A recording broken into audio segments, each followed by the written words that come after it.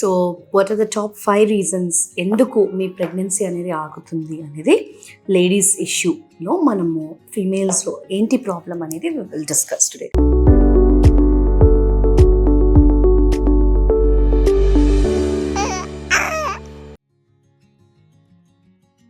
So most importantly చూడండి, ఒక egg ఇంకా స్పర్మ్ కలిస్తేనే ప్రెగ్నెన్సీ అనేది సాధ్యం. ఈ ఎగ్ ఇంకా స్పర్మ్ కలిసేది ఎవ్రీ మంత్ మీకు అండాశయం రిలీజ్ అయినప్పుడు అది ట్యూబ్లో వచ్చి ఏర్పడుతుంది. అదే ట్యూబ్లో స్పర్మ్ కనుక మంచిగా ట్రావెల్ అయ్యి ఆ ఎగ్తో కూడితే అది ఫర్టిలైజేషన్ అయ్యి గర్భసంచి లోపలికి అతుక్కుంటుంది.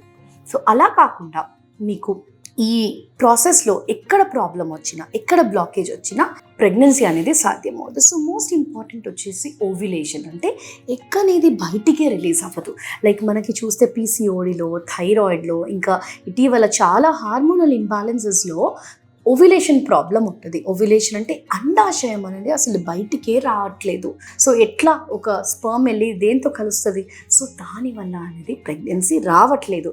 So that is the most important and major cause for lot of pregnancy రాకపోవడానికి అది one of the major reasons అవి ఉంటుంది. ఓకే, సో సెకండ్ని వచ్చేసి చూడండి ట్యూబ్స్. ఇప్పుడు ట్యూబ్స్ ఖుల్లాగా ఓపెన్గా ఉంటేనే కదా ఒక స్పర్మ్ ఇంకా ఎగ్ వెళ్ళి కలుసుకునేది. అండ్ అలా కాకుండా ఇక్కడ బ్లాకేజ్ ఉంది అంటే మధ్యలో గోడ వచ్చేసింది, ఇటు నుంచి స్పర్మ్స్ వస్తుంది, ఇక్కడ నుంచి ఎగ్ వస్తుంది, బట్ వాటి ఇద్దరికి మధ్యలో కలవడానికి దారి లేదు.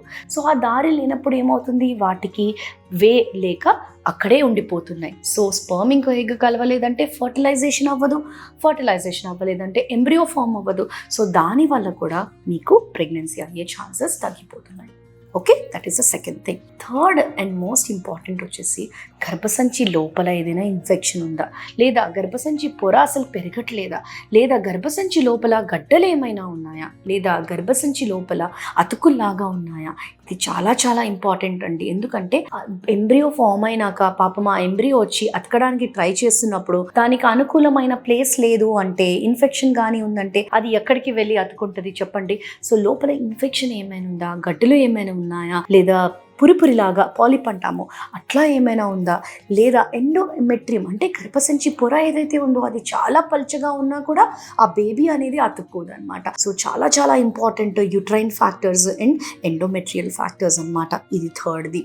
అండ్ ఫోర్త్ వచ్చేసి పెల్విక్ ఇన్ఫెక్షన్స్. అంటే గర్భసంచి చుట్టూగా కూడా ఏదైనా ఇన్ఫెక్షన్స్ ఉన్నాయా, లేదా ఏదైనా క్రిములు చేరి ఉన్నాయా, ఏదైనా వాటర్ లాగా ఉందా, హైడ్రోసాల్ఫింగ్స్ అంటే ట్యూబ్స్లో ఏదైనా వాటర్ లాగా ఉందా, అది లోపల బేబీని అతకనివ్వట్లేదా అని గర్భసంచి లోపలే కాదు గర్భసంచి చుట్టూ కూడా మనము క్లీన్ చేసుకోవాలి. ఎందుకంటే ఒకవేళ ప్రెగ్నెన్సీ రాలేదు అంటే లోపల ఇన్ఫెక్షన్ ఏదైనా ఉంది అని అర్థం. సో పెల్విక్ ఇన్ఫ్లమేటరీ డిసీజెస్ అంటాం. సో ఈ పెల్విక్ ఇన్ఫ్లమేటరీ డిసీజెస్ ఏంటి అంటే వెజైనల్ ఇన్ఫెక్షన్స్ కాస్త పైకి వెళ్ళి అవి పెల్విక్స్ అంటే గర్భసంచి చుట్టూ సరౌండ్ అయ్యి ఇన్ఫెక్షన్ లాగా మారుతాయి అన్నమాట. సో పెల్విక్ ఇన్ఫ్లమేటరీ డిసీజెస్ ఏమైనా ఉన్నాయా అనేది డెఫినెట్గా మనం చూసుకోవాలి. And fifth and most important, చాలా చాలా ఫ్రస్ట్రేటింగ్, అన్ఎక్స్ప్లెయిన్ ఇన్ఫర్టిలిటీ. అంటే మనం చూసే దాంట్లో ఏమీ ఉండదు, అన్నీ చక్కగా ఉంటాయి.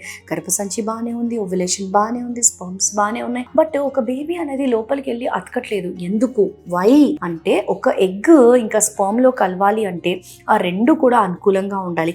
ఎగ్ వీక్ అయిపోయింది అంటే పూర్ క్వాలిటీ ఉంది, సరిగ్గా అది ఓవ్యులేషన్ అయ్యి అతుక్కోలేకపోతుంది, లేదా స్పర్మ్కి దానివల్ల యాంటీబాడీస్ వచ్చేస్తుంది. అంటే ఒక్కొక్కసారి ఎగ్ కూడా యాంటీబాడీ రిలీజ్ చేస్తుందంట. సో దానివల్ల అది లోపలికి వెళ్ళనివ్వట్లేదా, ఎందుకంటే egg is like 10 times bigger than sperm. Okay, so అది లోపలికి రానివ్వట్లేదా. ఇవన్నీ కూడా ఫ్యాక్టర్స్ అన్ఎక్స్ప్లెయిన్ కింద వస్తాయి. మైక్రోమాలిక్యులర్ లెవెల్ అంటే మనం ఒక మైక్రోస్కోప్ పెట్టి అనాలిసిస్ చేస్తేనే అది అర్థమయ్యే సంఘటన అనమాట. సో మనకు బయట చూస్తే తెలియదు. సో ఇటువంటి ప్రాబ్లమ్స్ ఏమున్నా కూడా మనం చక్కగా వాటిని ట్రీట్ చేసి డెఫినెట్లీ ఒక ప్రెగ్నెన్సీ వచ్చేటట్టు సహాయపడతాం. So please like, share and subscribe Hira fertility. Information తెలియని వాళ్ళకి పాస్ ఆన్ చేయండి.